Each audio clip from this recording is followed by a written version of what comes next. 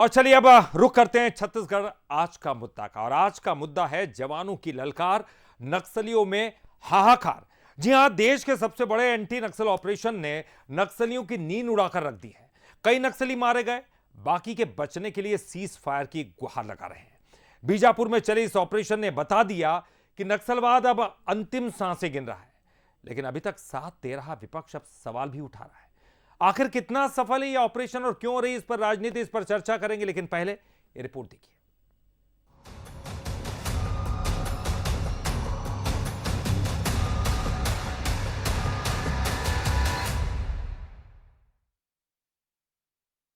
देश के सबसे बड़े एंटी नक्सल ऑपरेशन के बाद नक्सली संगठन में खलबली मची हुई है। बीजापुर के कर्रेगुट्टा में घुसकर जब जवानों ने ऑपरेशन चलाया तो जंगलों में बंदूक थामे बैठे लाल आतंक के आकाओं को भी एहसास हो गया कि अब लड़ाई निर्णायक मोड़ पर है। तभी तो माओवादियों की तरफ से अब तक 7 बार सीज फायर और बातचीत की अपील की जा चुकी है। कुल मिलाकर लाल आतंक के ठेकेदार खौफ में है और ये खौफ जवानों की गोलियों के साथ ही एंटी नक्सल रणनीति से पैदा हुआ है। बीजापुर के घने जंगलों में फोर्स ने माओवादियों के गढ़ में घुसकर अभियान चलाया। सीआरपीएफ, कोबरा, एसटीएफ और डीआरजी की संयुक्त टुकड़ियां पूरी तैयारी के साथ आगे बढ़ी। देश होगा उसी दिशा में हमारे जवान लड़ रहे हैं। पूरी ताकत के साथ, पूरी बहादुरी के साथ हमारा पूरा प्रदेश नक्सल मुक्त प्रदेश होगा। भूपेश बघेल की सरकार अंधी, गूंगी, बहरी बनकर के चलते हैं इस प्रदेश में काम की, और उनके गृह मंत्री नक्सलवाद के खिलाफ में एक शब्द नहीं बोलते थे। मुंह में लड्डू डालकर के चुपचाप उनकी करतूतों को देखा करते थे। ऑपरेशन में किसी टॉप लीडर के मारे जाने की पुष्टि नहीं हुई है, लेकिन दबाव में कई माओवादी भागे। वहीं कांग्रेस ने इस अभियान की रणनीति पर सवाल खड़े किए। कांग्रेस पार्टी जिस तरह से बीजापुर मामले को लेकर चिंतित है, गंभीर है, और वहीं सरकार असंवेदनशील है, इन मुद्दों को लेकर कांग्रेस लगातार चिंतित है। आवश्यकता पड़े आगे तो निश्चित रूप से कांग्रेस इस पे बड़ा कदम उठाएगी। डीजीपी एडी गौतम और सीआरपीएफ के वरिष्ठ अधिकारियों ने साफ किया कि अब सुरक्षा बलों की रणनीति आक्रामक है और नक्सलियों के पास कोई सेफ जोन नहीं है। सुरक्षा बलों का वर्चस्व बढ़ने के फलस्वरूप माओवादियों द्वारा यूनिफाइड कमांड का गठन किया गया है और उक्त स्थान से पलायन कर जिला बीजापुर, छत्तीसगढ़ एवं जिला मुलुगु, तेलंगाना की सीमा पर माओवादियों द्वारा अभेद समझे जाने वाले करेगुट्टालू पहाड़ पर शरण ली। 2024 में 217 नक्सलियों के सफाई के बाद 2025 के पहले 5 महीनों में भी सफलता का सिलसिला जारी है। कर्रेगुट्टा ऑपरेशन में 31 नक्सली मारे गए, कई घायल और फरार हैं, तो हथियार, दस्तावेज और आईईडी बरामद हुए हैं। एसएलआर, इंसास जैसे ऑटोमेटिक हथियार समेत सेमी ऑटोमेटिक एवं कंट्री मेड हथियार भी शामिल हैं। 2 डीवीसीएम स्तर के माओवादी, 11 पीएलजीए बटालियन नंबर 1 के पीपीसीएम एमपीएम स्तर के माओवादी, 6 पीएलजीए प्लाटून के एसीएम और सदस्य स्तर के माओवादी और 6 एसीएम स्तर के माओवादी समेत कुल 28 माओवादियों की शिनाख्त अभी तक हो चुकी है। शेष शवों की पहचान प्रक्रिया जारी है। कर्रेगुट्टा का ऑपरेशन एक सख्त संदेश है। लोकतंत्र को चुनौती देने वालों को अब जवाब उसी भाषा में मिलेगा। ये केवल संख्या की लड़ाई नहीं, ये मनोवैज्ञानिक दबाव है जो माओवाद की रीढ़ तोड़ रहा है। अब नक्सली सीज फायर की गुहार लगा रहे हैं। मतलब साफ है, लाल आतंक के आकाओं के खेमे में हाहाकार मचा है। रजत वाजपेयी, बंसल न्यूज, जगदलपुर। तो अनुकूल स्थिति तो बिल्कुल नहीं थी, प्रतिकूल स्थिति थी। 5000 फीट की ऊंचाई पर यह पहाड़ है। आप सोच सकते हैं, खड़ा पहाड़ है, आसानी के साथ यहां पहुंचा नहीं जा सकता। और हमारे जो 10,000 से ज्यादा जवान हैं, उन्होंने घेर रखा था और धीरे धीरे करके इस पहाड़ी पर चढ़ते चले गए। बड़ी मेहनत के साथ, बड़े जज्बे के साथ उन्होंने इस ऑपरेशन को चलाया। ऑपरेशन की कामयाबी शुरुआती तौर पर दिखाई भी दे रही। 31 से ज्यादा जो है मारे गए हैं और कई घायल भी हैं। धीरे धीरे उनके बारे में भी जानकारी सामने आएगी। लेकिन इस वक्त सीज फायर की उन्होंने गुहार लगा दी। तो इन तमाम मुद्दों पर चर्चा करेंगे, तमाम अलग अलग एंगल्स पर चर्चा करेंगे। लेकिन उसके पहले बंसल न्यूज के कुछ सलगते सवाल। सवाल नंबर 1, क्या सीज फायर की गुहार नक्सलियों की हार का संकेत है? सवाल नंबर 2, ऑपरेशन की सफलता को राजनीति के चश्मे से क्यों देखा जा रहा है? और सवाल नंबर 3, क्या वक्त आ गया है कि बातचीत नहीं, निर्णायक एक्शन हो? ये 3 सवाल है, बहुत अहम सवाल है और इन्हीं के इर्द गिर्द हमारी आज की चर्चा रहने वाली है। और इस चर्चा में हमारे साथ जो मेहमान मौजूद हैं, चलिए उनका परिचय करा दें। उमेश घुरमोड़ी जी हमारे साथ, वरिष्ठ बीजेपी के प्रवक्ता, बहुत बहुत स्वागत करते हैं उमेश जी आपका। धनंजय सिंह ठाकुर जी हमारे साथ, वरिष्ठ कांग्रेस के प्रवक्ता, धनंजय जी आपका भी बहुत बहुत स्वागत है। और हमारे साथ वरिष्ठ पत्रकार मनीष गुप्ता जी हैं। मनीष जी आपका भी बहुत बहुत स्वागत है। और चलिए मनीष जी, मैं शुरुआत में आप ही से करना चाहूँगा। एक बड़ा ये एंटी नक्सल ऑपरेशन एक मूवमेंट चलाया है और नक्सलियों का अंत भी अब दिखाई दे रहा है। आप किस तरह से देखते हैं ये पूरे ऑपरेशन के सिलसिले में आपकी पहली प्रतिक्रिया क्या है?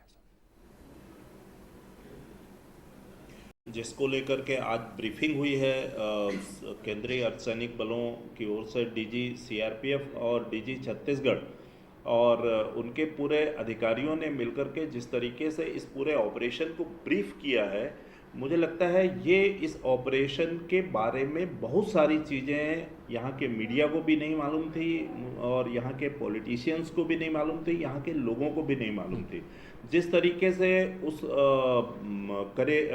करेगुट्टा की जो पहाड़ी को इन्होंने पहले पहचाना कि यहाँ पर नक्सलियों की मौजूदगी है और उसके बाद जो है पूरी प्लानिंग की और जिस सुनियोजित तरीके से 21 दिनों तक ऑपरेशन करने के बाद आज जो 31 नक्सलियों के मारे जाने का दावा किया गया है, 1,70,72 लाख रुपए के इनामी नक्सली भी शामिल हैं। मुझे लगता है ये अब तक की सबसे बड़ी सफलता है और चूंकि इस तरह का एक प्रयोग जो है वो हम लोगों ने झारखंड में भी देखा है। झारखंड में भी जो बूढ़ा पहाड़ है, बूढ़ा पहाड़ में नक्सलियों ने अपनी एक शरण स्थली बना करके लंबे समय तक वहां पर फोर्स को परेशान किया, लोगों को परेशान किया। मुझे लगता है कि अब अबूझमाड़ को भेदने के बाद जब फोर्स ने देखा कि इस पहाड़ी के आसपास नक्सलियों का नेटवर्क दिख रहा है, तो बूढ़े पहाड़ की तर्ज पर जो है करेगुट्टा की पहाड़ी पर भी जो है ऑपरेशन लॉन्च किया गया है। ये अब तक का चूंकि सबसे बड़ा ऑपरेशन के साथ साथ बड़ा विषम परिस्थितियों का ऑपरेशन है। इतना चौड़ा एकदम खड़ा पहाड़, जिस तरीके से जवानों को वहां तक पहुंचने में, उस पूरे पहाड़ को चढ़ने में और कितनी मशक्कत करनी पड़ी, कई बार रस्सी लगा करके चढ़ना पड़ा और इतने तापमान 42-43 डिग्री तापमान के बीच जवानों का वहां तक जाना और उस पूरे उस पहाड़ी में ऑपरेशन करना बहुत बड़ी कामयाबी के रूप में मुझे लगता है इसको देखा जाना चाहिए। और जिस तरीके से उसकी मौजूदगी है, एक्चुअल जो छत्तीसगढ़ और तेलंगाना की सीमा को छूता हुआ ये पहाड़ी है, तो वहां पर उसका सामरिक महत्व भी है। आमतौर पर जो सुरक्षा बलों की जो जानकारी है या जो इंट जो मिला है इसमें कि नक्सली जो है इसको कहीं ना कहीं जो तेलंगाना की ओर से आकर के भी यहाँ पर चढ़ करके लंबे समय तक यहाँ पर अपनी शरण स्थली के रूप में इसको यूज किए हैं। ये बहुत बड़ा कदम है और इसके बड़े दूरगामी परिणाम होंगे। और जिस तरीके से इस पूरे ऑपरेशन को आज फोर्स ने बड़े सिलसिलेवार तरीके से बताया है, मुझे लगता है इसका मनोवैज्ञानिक प्रभाव भी पड़ेगा, इसका सामरिक प्रभाव भी पड़ेगा और कहीं ना कहीं अभी जिस तरीके से पाकिस्तान पर जो सेना की जो विजय है ऑपरेशन सिंदूर के बाद, देश की आंतरिक सुरक्षा की दृष्टि में अर्धसैनिक बलों और जो स्थानीय पुलिस के द्वारा एक इतना बड़ा ऑपरेशन लॉन्च करके कहीं ना कहीं देश में शांति की दिशा में और 2026 में बस्तर को, छत्तीसगढ़ को, देश को नक्सल मुक्त करने की दिशा में उठाया गया ये एक बड़ा कदम है। मुझे लगता है इसका स्वागत किया जाना चाहिए। स्वागत किया जाना चाहिए और इसमें आगे आने वाले समय में ये दिखाई भी देगा कि नक्सली कितने बौखलाए हुए हैं, किस तरह से वो अंजाम दे रहे हैं और क्या जितने मारे गए हैं, क्योंकि अब सीज फायर की भी अपील उन्होंने कर दी है। तो ऐसे में ये भी देखना होगा कि क्या ये सीज फायर की अपील को मानना ठीक होगा या नहीं होगा, या बातचीत नहीं, अब केवल उनका अंत ही होना चाहिए और सिर्फ गोली का जवाब गोली से देना होगा। उमेश घुरमोड़ी जी आपके पास में आऊंगा। उमेश जी, ये पूरा ऑपरेशन चला, कई तरह के सवाल भी खड़े हुए, हालांकि विपक्ष आपके साथ था, हमने ये भी देखा, लेकिन कई तरह के सवाल भी खड़े हुए। अब ऑपरेशन खत्म हो गया, सेना की तरफ से भी अब ब्रीफिंग आ गई है, तो क्या कुछ कहेंगे, क्या वाकई में अब अंत नजदीक है, करीब है और क्या ये बड़ा कामयाब आपकी नजर में? देखिए, निश्चित तौर पे ललित जी, हम सभी देख रहे हैं कि लगातार हमारे जो सेना के जवान हैं, फोर्स के जवान हैं, पुलिस के जवान हैं, एक कंबाइन ज्वाइंट ऑपरेशन, चाहे आसपास के राज्य का विषय हो, छत्तीसगढ़ का विषय हो, तेलंगाना का विषय हो, और आसपास के जो सीमावर्ती राज्य लगे हुए हैं उनके साथ किस प्रकार से एक ज्वाइंट ऑपरेशन चला करके लक्ष्य 2026 और उस लक्ष्य के साथ कैसे छत्तीसगढ़ को नक्सल मुक्त करना है, कैसे इस देश को नक्सल से दंश से मुक्त करना है, उस लक्ष्य को प्राप्त करने के लिए लगातार हमारे वीर जवान जुटे हुए हैं। और अभी जो ये ऑपरेशन चल रहा था, जो कार्यवाही चल रही थी, वह भी एक ज्वाइंट एक्शन प्लान के तहत जो सुदूर क्षेत्र है, सुकमा और बीजापुर का जो क्षेत्र है, और हम लगातार देख रहे हैं कि उस सुदूर क्षेत्र में, चाहे उस पहाड़ी का विषय हो या फिर उस पहाड़ी को एक कॉरिडोर बनाने के रूप में या अपना गढ़ बनाने के रूप में या अपनी शरण स्थली बनाने के रूप में नक्सलियों के द्वारा लगातार वहां पर प्रयास किया जाता रहा। चाहे माओवादी संगठन PLGA का विषय हो या फिर CRC का विषय हो या फिर तेलंगाना स्टेट कमेटी के जो जिनको माओवादियों के तौर पर हम देखते हैं उनका विषय हो, वो लगातार अपना गढ़ बनाने का प्रयास कर रहे थे।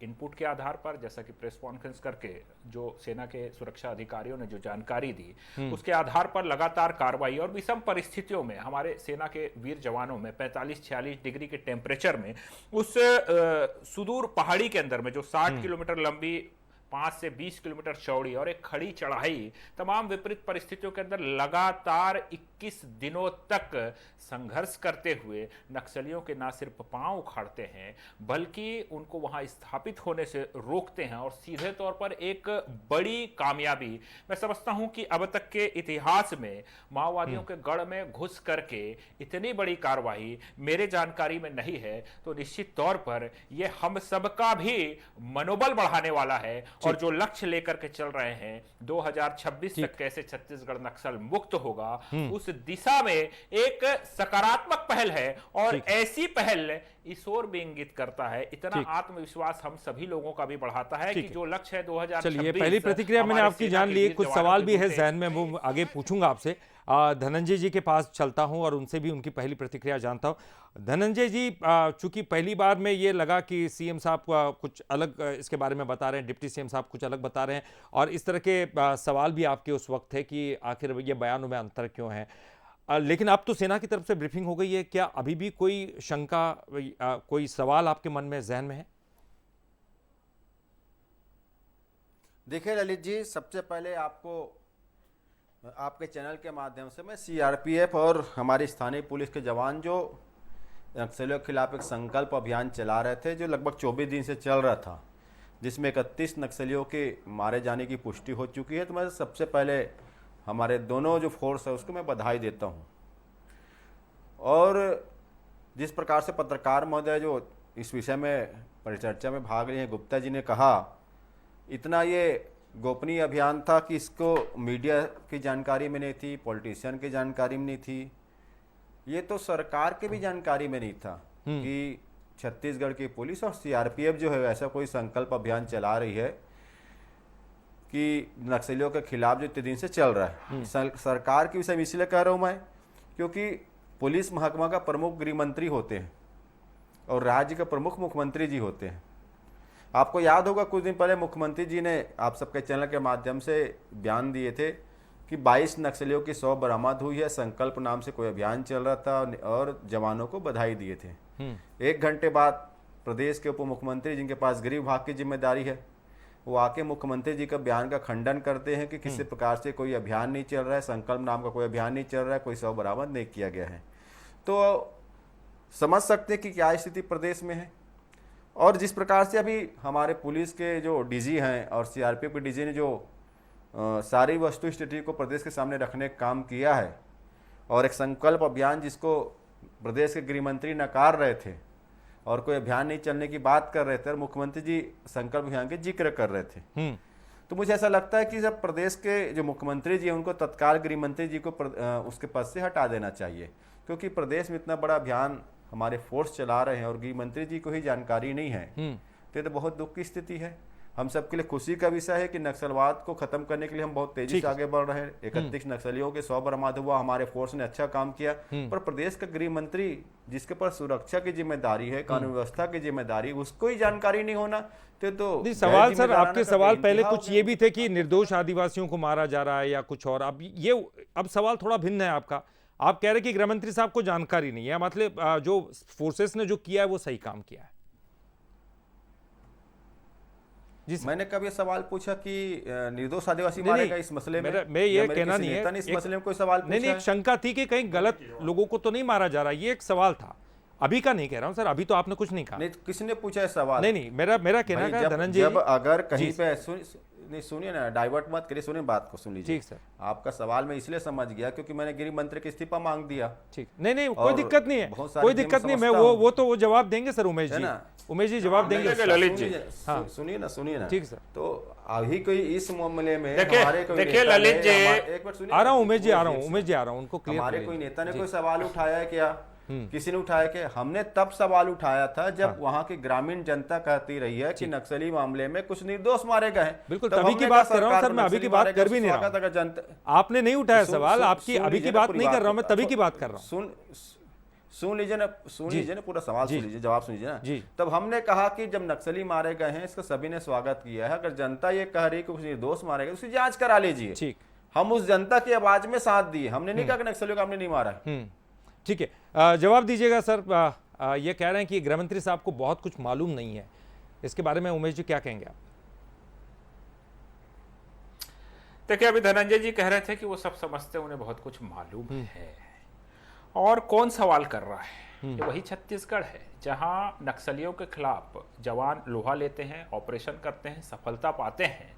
तब इसी छत्तीसगढ़ प्रदेश के पूर्व मुख्यमंत्री नक्सल ऑपरेशन तक को फर्जी बताने से बाज नहीं आते और उससे एक कदम आगे बढ़ करके कांग्रेस के प्रदेश अध्यक्ष पूर्व मुख्यमंत्री भूपेश बघेल के बयान का समर्थन करते हैं और कमोबेश उसी अंदाज में नक्सल ऑपरेशन को फर्जी बताने का काम करते हैं। और आज जब सेना का सफल ऑपरेशन निकल करके सामने आया है, तब आज भी इस पर ये राजनीति कर रहे हैं।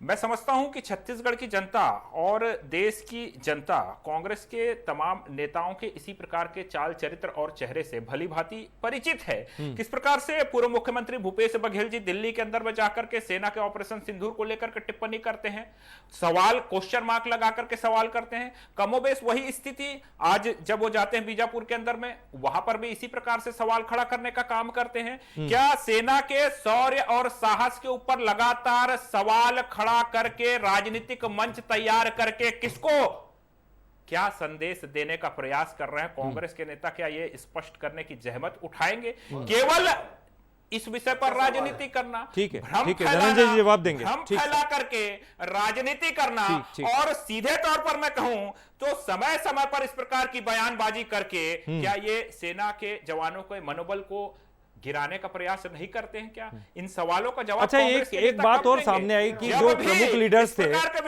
प्रमुख उमेश जी एक सवाल और सामने आया, मुख्यमंत्री जितने बड़े लीडर्स थे जिनके बारे में कहा जा रहा था कि उस पहाड़ी पर मौजूद हैं, सर उमेश जी, जितने बड़े लीडर्स जो उस पहाड़ी पर मौजूद थे वो फरार होने में सफल कैसे हो गए? क्या इस ऑपरेशन में आपको राज्यों का सहयोग नहीं मिला या इतना लंबा समय हुआ इस वजह से वो वहां से भाग निकले?